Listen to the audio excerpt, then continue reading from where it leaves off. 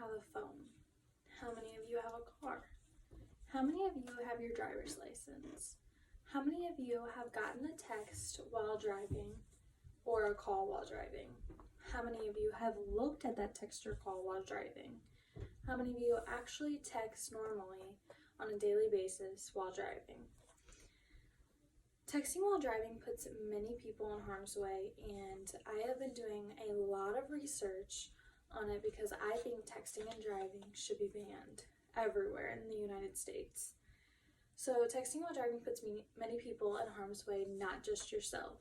So first I'm going to talk about how many people get harmed physically due to texting while driving, and then I'm going to talk about how many people get killed due to texting while driving, and then I'm going to talk about why people should not text and drive. So first, many people get harmed physically due to texting while driving. According to Melinda Helbach, 2020, in the article Facts and Statistics about Texting and Driving, in 2015, according to statistics compiled by the Department of Transportation, 391,000 were injured caused by drivers distracted. So this includes everything like looking at your window at a billboard sign, looking at someone walking on the sidewalk, looking at the radio, changing the radio, looking at people in your back seat, looking at your phone. So this includes everything, but the number one thing it includes is texting while driving. That is the biggest one in this number. So imagine you got into an accident and you were the person texting while driving, and you injured the other people in the car on the other side of the accident. Imagine putting them in a coma for 3 months. You would feel horrible that you took 3 months away from the people that were driving innocently and you were driving so recklessly.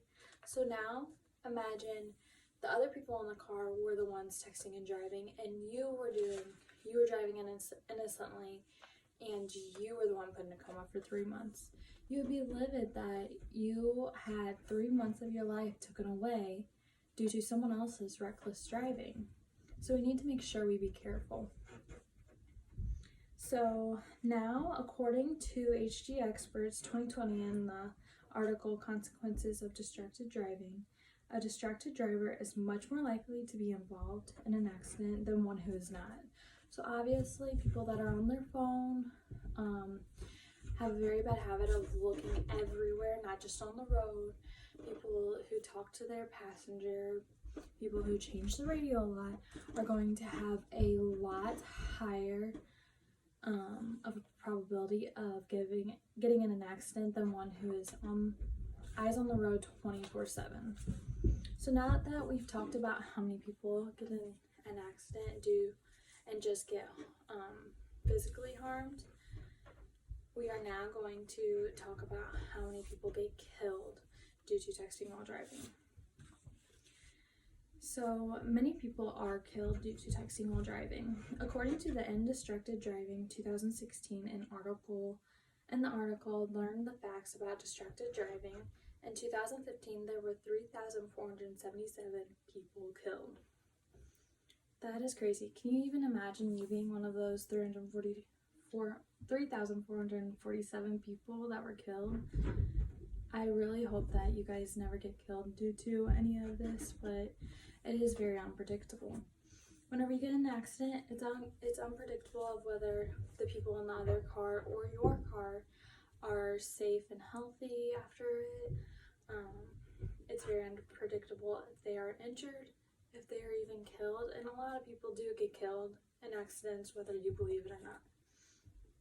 According to Andrew Curran, 2020, in the article Distracted Driving, in 2018 alone, 2,841 people were killed in motor vehicle crashes due to distracted drivers. So this is actually less than 2016, but that also has to do with like all the states making laws that texting while driving is not legal, is illegal, and that does help the statistics a lot of why accidents are happening. So now that we've talked about how many people are killed due to texting while driving, we are now going to talk about why texting and driving should not be allowed. So people should not text and drive. According to Andrei Sakarsky, 2019, in the article 10 Pragmatic Reasons to Stop Texting and Driving, today 10 reasons to stop are: it's probably illegal now because there is a lot of states that have it illegal. Insurance rate hikes. Consider your passengers. Consider other motorists. Protect other pedestrians. It only takes a couple of seconds to park your vehicle. Hands-free technology is easy to use and widely available. Autocorrect mishaps. Texting and driving is more debilitating to your reaction time than actually driving under the influence, and you are much more likely to wreck. So I think the biggest one here is you're putting others in harm's way, whether it's someone walking on the sidewalk. Like, what if you were texting on your phone and you weren't, like, you went off the road and someone was just walking on the sidewalk minding their own business and they got hit and you probably killed them. So that would be crazy to even think about, but I really hope that that will never happen. So texting and driving is very dangerous. I cannot advise enough to not text and drive. I personally do know a situation that has happened in between two people, like both cars I knew, and they were not texting and driving, but they were driving under the influence. And whenever the one driving under the influence hit the other one, my cousin's grandpa actually passed away instantly. And I know to this day the one that drove under the influence like still thinks about it every day, and I know that he probably will never forget that and forgive himself for the rest of his life. So texting while driving does put everyone else in harm's way, and we need to think about everyone else, not just yourselves, when doing so. So now that I've talked about why people should not text and drive, I am now going to review my main points. So first, texting while driving puts many people in harm's way, not just yourself, and I think that's pretty obvious. So first, we talked about how many people get injured due to texting while driving. Then we talked about how many people get killed due to texting while driving.